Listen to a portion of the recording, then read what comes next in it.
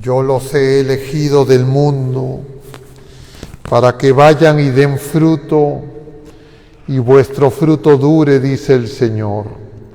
El Señor esté con ustedes. Lectura del Santo Evangelio según San Lucas. En aquel tiempo designó el Señor otros 72 y los mandó por delante de 2 en 2 a todos los pueblos y lugares a donde pensaba ir él, y les decía: la mies es abundante, los obreros pocos. Rueguen pues al dueño de la mies que mande obreros a su mies. Pónganse en camino, miren que los mando como corderos en medio de lobos. No lleven talega, ni alforja, ni sandalia, y no se detengan a saludar a nadie por el camino. Cuando entren en una casa, digan primero: paz a esta casa. Y si hay allí gente de paz, descansará sobre ellos vuestra paz, si no, volverá a ustedes. Quédense en la misma casa, coman y beban de lo que tengan, porque el obrero merece su salario. No anden cambiando de casa. Si entran en un pueblo y los reciben bien, coman de lo que les pongan. Curen a los enfermos que haya y digan: está cerca de ustedes el reino de Dios. Palabra del Señor. Tomen asiento un momento, queridos hermanos. Estamos en este miércoles 18 de octubre celebrando la fiesta de San Lucas Evangelista. Hacemos un paréntesis en las lecturas del tiempo ordinario. Este es el segundo pasaje misionero del Evangelio según San Lucas. Y el Señor les dice que los manda como ovejas en medio de lobos. Y claro, esos lobos a los que se refiere el Señor son a los opositores de la buena noticia, del Evangelio, de la salvación de Jesucristo, que algunas veces actúan con plena conciencia, pero muchas veces sin darse cuenta. Y eso es propio de cada criatura humana que aún no ha recibido la paz del Señor.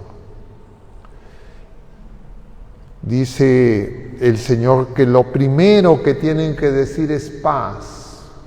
Y si es que hay gente de paz, la paz quedará con ellos. Pero si no hay gente de paz, la paz regresará a ustedes. Es decir, la oposición es por la falta de paz. Y la falta de paz es no querer hacer la voluntad de Dios, rebelarnos contra Dios y empecinadamente, consciente o inconscientemente, querer hacer nuestro capricho y nuestra voluntad.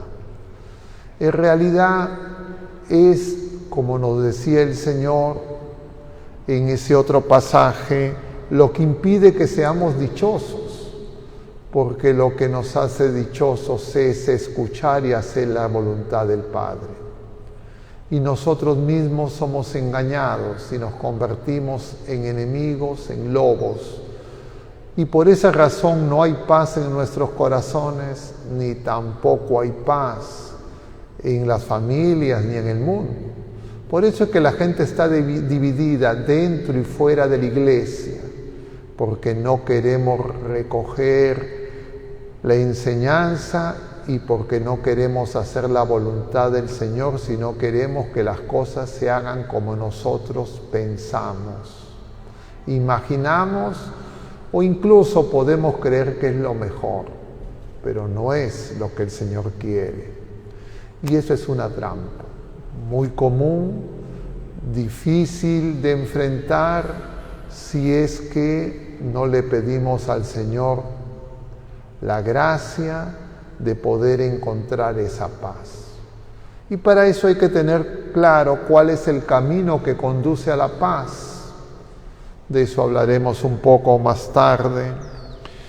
Y eso nos lo revela Jesucristo cuando desde el Monte de los Olivos contempla la ciudad de Jerusalén.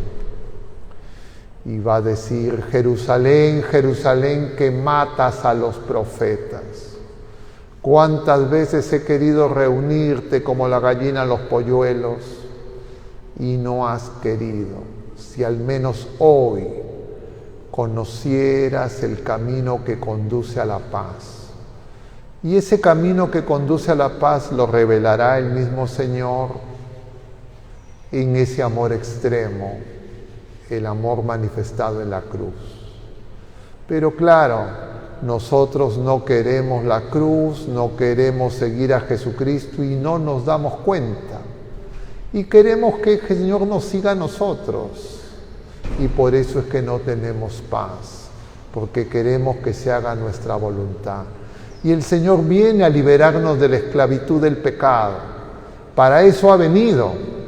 Y uno le pone obstáculos al Señor, creyendo que, entre comillas, hace su voluntad. Pero si es que nosotros, y ahí tenemos una prueba, no encontramos la paz, es porque seguimos en guerra contra el Señor. El problema no está fuera de nosotros. El problema no está en otras criaturas humanas. El problema no está en ningún otro ser humano. El problema está en nosotros, que seguimos al enemigo de Dios, que nos hace llenarnos de ira, que no es la ira santa, sino el capricho. También lo vivió Pedro mismo, cuando en la misma noche de Getsemaní sacó la espada. Y Pedro creía que defendía al Señor, como que creía que buscaba el bien del Señor cuando le decía que no vaya a Jerusalén. Igual nosotros tenemos que darnos cuenta que hay que hacer la voluntad de Dios. Y para eso se necesita, por supuesto, primero escuchar al Señor. Y para escuchar al Señor necesitamos fe. Y si nosotros no pedimos que el Señor nos aumente la fe, vamos a creer que nuestras convicciones humanas son igual que la fe, que nuestros razonamientos humanos es fe, y vamos a querer interpretar la voluntad de Dios, que quiere que todos los hombres se salven, con argumentos retorcidos que incluso pueden adulterar el mensaje del Evangelio, la persona de Jesucristo. Pero en realidad, ni siquiera cuando eso quieren hacer esas personas equivocadas, lo podrán hacer. Van a tener esa intención, podrán mentir, podrán gritar, podrán usar de su poder, de sus intrigas, de sus murmuraciones. Pero eso lo único que va a hacer es que no tengan paz. Y si es que algo de fe el Señor les ha dado, tendrían que esas personas reconocer por qué no tengo paz. Y comprenderán por qué no están haciendo la voluntad de Dios. Por eso el Señor les dice a estos hombres que envía de dos en dos, lo primero que digan es paz a ustedes. Así nosotros lo decimos en cada misa. Le pedimos al Señor que nos conceda la paz en nuestros días, que nos libre del pecado. Y luego de ese embolismo le decimos al Señor presente: Señor, que dijiste a tus discípulos, la paz les dejo, mi paz les doy. Y apelamos a la fe de la Iglesia, porque no podemos apelar a nuestra propia fe, porque tomamos conciencia de que en realidad nuestra fe tiene que ser purificada. Y entonces el Señor nos empezará a curar, nos empezará a sanar, pero si no presumiremos de que estamos sanos, de que somos perfectos, que somos los que estamos con el Señor como pensaban los fariseos, los escribas, los sumos sacerdotes, los que se habían adueñado de la viña. Y como el Señor les dice, ustedes cuelan un mosquito y se tragan la rueda de molino. Y en otro momento les dirá, ay de ustedes. Por eso, queridos hermanos, nosotros tenemos que darnos cuenta que no podemos ir en medio de lobos solos. Y tenemos que ir con el Señor. Apenas nos apartemos de Él, el demonio nos va a devorar. ¿Y cómo me doy cuenta de que me estoy apartando de Él? Porque no tengo paz. Entonces esas personas que vienen de aquí para allá y etcétera, incluso en la propia misa puede ocurrir eso. Y entonces alguien pide algo y la gente no quiere. Se han adueñado, ellos están por encima de Dios, no se dan cuenta que el Señor es el dueño, nosotros no. Acá el dueño no es el párroco, el dueño no es el obispo, el dueño no es el papa, el dueño no somos nosotros, hay un solo dueño, es el Señor. Y entonces nosotros tenemos que darnos cuenta de eso.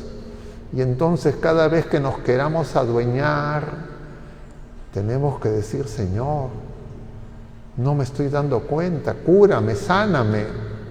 Pero si no, nos creeremos los sanos y que somos los que decidimos qué es lo que tiene que hacer el Señor y cómo lo tiene que hacer el Señor. Nosotros nos ponemos por encima del Espíritu Santo y es al revés, es al revés. Y eso una y otra vez lo tenemos que recordar, porque con mucha facilidad lo olvidamos.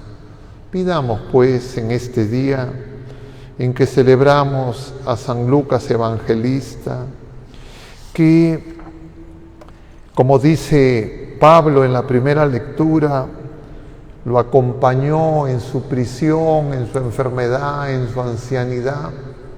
En este pasaje de la segunda carta a Timoteo, donde Pablo también tuvo que aprender esto, porque Pablo, y aparece de manera un tanto misteriosa, oculta para los que andan distraídos, Pablo, que era fariseo también, que empieza un camino de conversión, el apóstol de los gentiles, él tuvo que comprender que lo más grande era hacer la voluntad de Dios.